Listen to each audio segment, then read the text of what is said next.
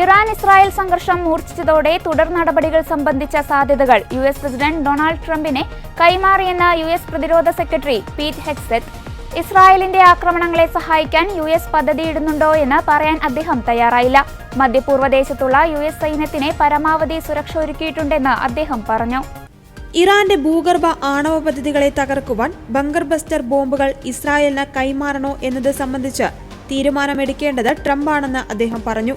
Bunker buster ബോംബുകൾ വഹിക്കുവാൻ ശേഷിയുള്ള B-2 stealth ബോംബറുകൾ പറത്താൻ US പൈലറ്റുമാർ ആവശ്യമാണ്.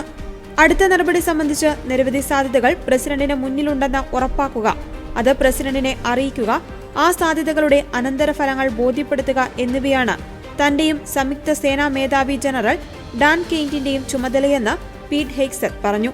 അതേസമയം യുഎസ് കൂടുതൽ യുദ്ധവിമാനങ്ങളും ഏരിയൽ ഇന്ധന ടാങ്കുകളും മധ്യപൂർവ്വദേശത്ത് വിന്യസിച്ചു.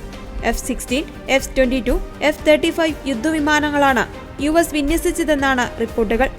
ഇറാനെതിരെയുള്ള ആക്രമണത്തിൽ പങ്കുചേർന്നാൽ മധ്യപൂർവ്വദേശത്തേക്ക് മറ്റൊരു യുദ്ധത്തിലേക്ക് യുഎസിനെ വലിച്ചിഴയ്ക്കുന്ന നടപടിയാകുമെന്ന് വിലയിരുത്തലുണ്ട്.